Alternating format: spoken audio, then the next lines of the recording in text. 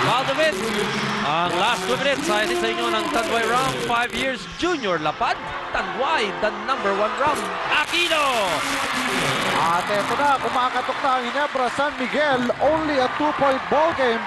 Ang Ginebra, isang beses lang po nakalamang nung 5-4 ang ating score. Pero since then, it was all Santa Lucia. And turnover, yes! Good defense, a double sweeping defense ng Espino.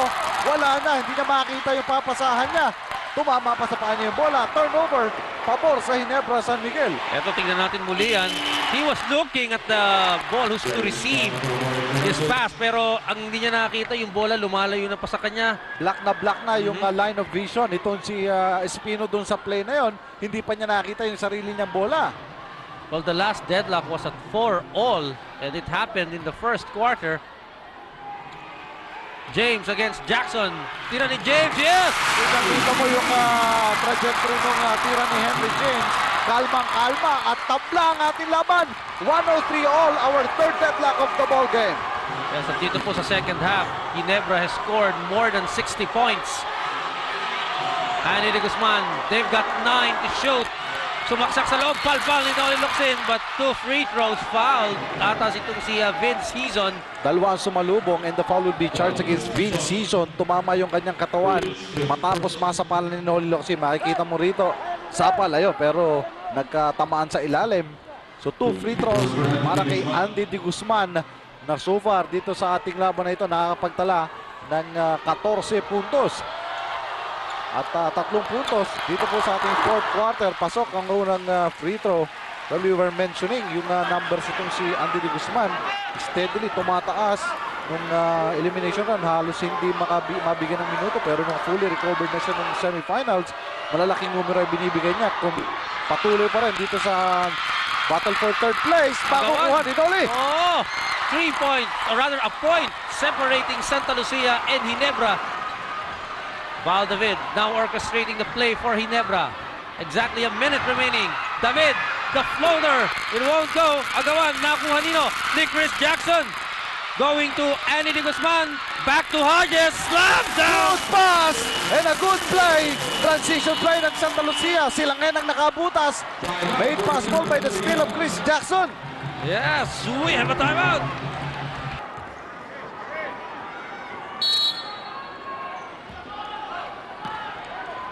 (106-103). This is the battle for third place between Ginebra and Santa Lucia. Well, 3-point lead. Napakadami pang pagkakataon. Although ang paborito ng Ginebra ngayon para tanggalin ang mga ganyang kalamangan would be the 3-point shot. Na kay James ang bola. Gagawa ng space. Oh! We were anticipating that, Randy. Yes! Henry James for Ginebra tying the game 106. We have another timeout.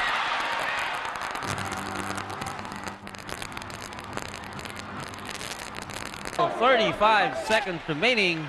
Well, somehow we anticipated that play of Ginebra San Miguel with James coming from the weak side papunta sa top of the key, making space for himself from the 3-point shot. Kita mo, mahigpit na yung bantay sa kanya. Isang bundulan lang, luwag na siya sa 3-point shot. Within range at tabla ang ating laban, 106-all ang ating fourth deadlock. Look at EJ File. At yun talaga ang kailangan nila at this point. Within range ito dun sa... Ito, 106 actually is the average of Ginebra San Miguel dito sa elimination. So ito ang nilalaro nila. Outside ito of the range ng Santa Lucia pero bola nila. Here is Esplana, 27. He's open, he didn't take it. They've got plenty of time. Andy de Guzman, bago niya pumasok. He almost traveled there pero pasok ang kanyang 2-point na pabanda. 20.5 seconds remaining. Santa Lucia hindi bibigay ito although they wasted a 27-point lead. Once a mighty 27-point lead. Ngayon, 2 puntos na lang, Randy. But Ginebra was able to come back after trailing by as much as 27. Yung nga napunto mo from the third and fourth quarter. Ginebra katok ng katok. Matyaga nila, 27. They were able to trim it down to 11 at the end of the third. At dito, gumagawa pa. Let's listen in to Coach Sonny Jaworski. Carlo! Agad yan, Malo. Go lower, ha? Noli labas agad. Because you're a very slow man. Okay? Now watch out because he will start.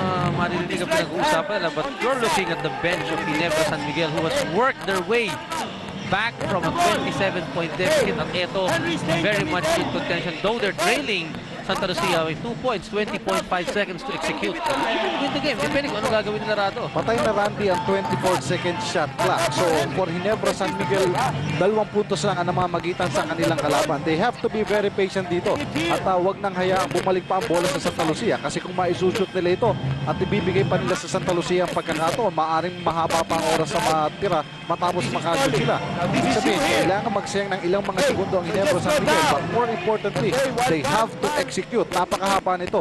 20.5 seconds remaining. And they don't need a 3-point shot. Although they have that option kapag naluwag na ang kanilang mga 3-point gunners. Specifically, itong si Henry James na maganda ang nilalaro dito sa fourth quarter at si Vince Season na marami na rin pinukol mula doon. Pero if I were Coach Johnny Jaworski, I would rather go for the 2 points. Okay, I would rather go for the 2 points. Be patient with their offense.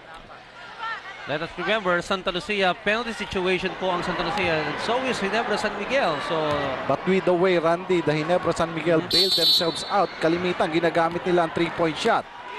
malalaman natin kung gagamitin nilang armas yan. Ilang laro na yung nalusto nila via the 3-point artillery. Here's the pass inside to Marlo. He's blocked and fouled. 10.8 seconds remaining. Pang-anim na ito na personal foul itong si Dennis Espino. First casualty of the series for third place. He will foul out. Foul out after scoring. Ilan bang nagawa nitong si Dennis Espino? Si Dennis Espino po ay nakashoot ng 15. Bokya po sa fourth quarter. Here is the play again to Marlo. Well, there's the foul and the block. May kalakasan actually yung lob pass dito kay Aquino. Kaya nag-adjust pa nga ito. Kaya nalapit kay Espino. Napabilis yung double team. Pero nandun din yung contact. So titingnan natin. Kapag ba isushoot ito pareho nitong si Aquino, tabla po tayo.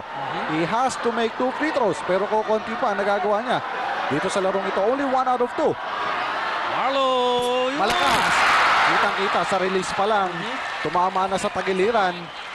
10.8 seconds remaining. Kapwa na sa penalty na ito. Aquino can make the second free throw and Ginebra should foul. Otherwise, sasayangin na lang ng Santa Lucia. Pero kung mamimintis ni Aquino, his teammates should be aggressive enough to get those offensive rebound. Yes, at one timeout available to Santa Lucia. Mintes! Taktika na ako ni Andy de Guzman. Let's see. Andy de Guzman still has the leather. And last touch ang Ginebra San Miguel. Bola ng Santa Lucia. And Aquino should have given up the foul. Hindi niya siniguradong nakita ng mga referee yun. 6.5 lamang pa ang Santa Lucia. At Caminirado ay magbabalik.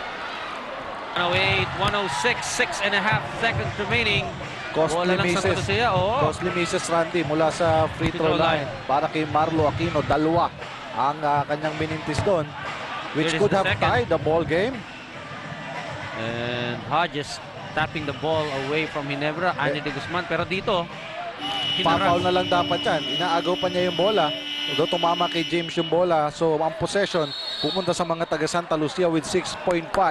Ang kailangan gawin ng Santa Lucia dito would be not to shoot. Actually, ang play nila dito is to isolate some men na hindi na makahabol ng bantay at pagpasa-pasahan na lamang nila for the corner, corner play na pagpapasa-pasa na lamang ng bola. well, some substitutions for Ginebra. Pido Harencio and JV Cayoso coming in, replacing Marlo Aquino and Noli Locsin. Of course, Ginebra will hope for a steal dito sa inbound play.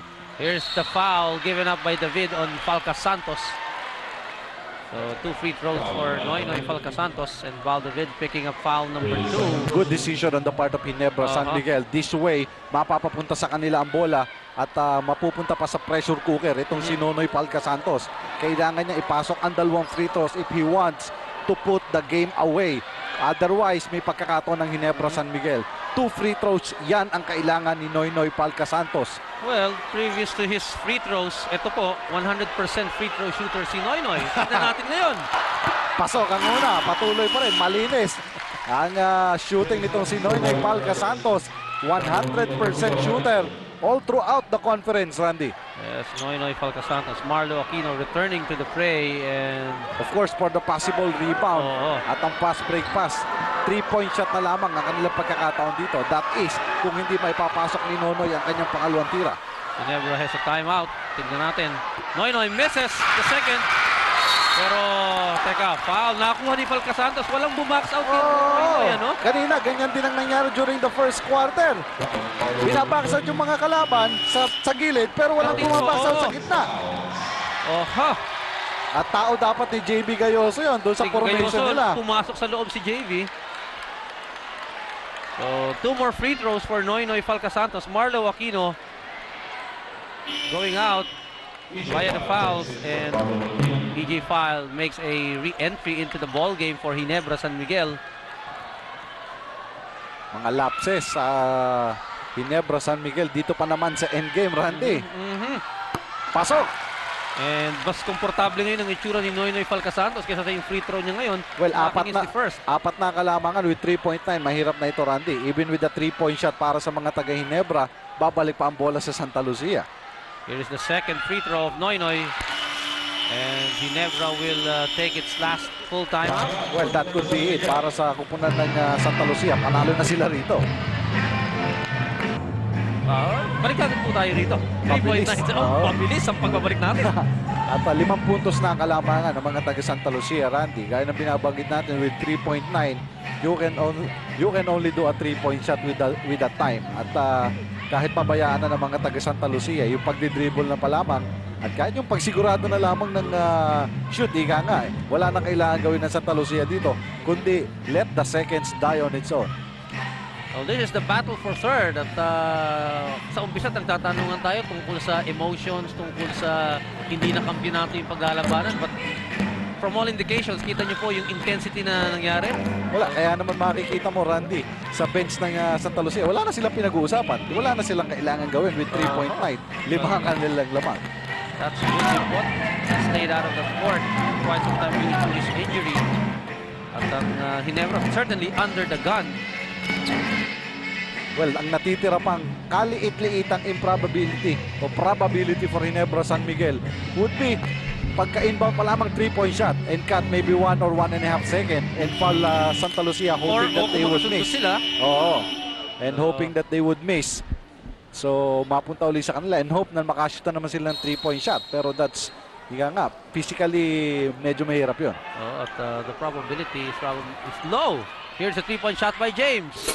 It won't go, and third place will go to Santa Lucia. Third time in 3 years for Santa Lucia. Pangatlo na naman sila.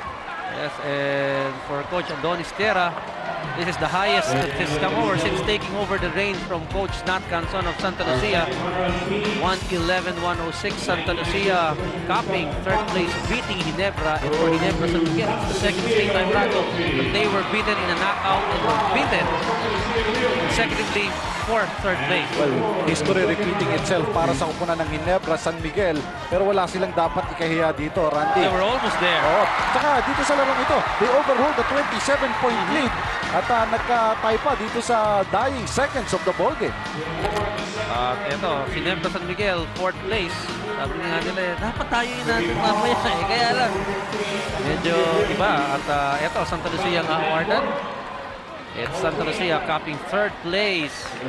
And after 5-0 start sa komperensyang to, ito yung kanilang, not really an icing on the cake, but you see Commissioner Jun Bernardino congratulating the players of Santa Lucia. And to think, Randy, they did it without Jun Limpot. Lalo na siguro kung kumpleto itong kupunan na ito. Ayan, si Jun Limpot na nakasibilyan po dyan, tinataas yung third place trophy. Ang ganda ng trophy. 106-111, that's the final tally. So Santa Lucia copying third place dito po sa Commissioner's Cup.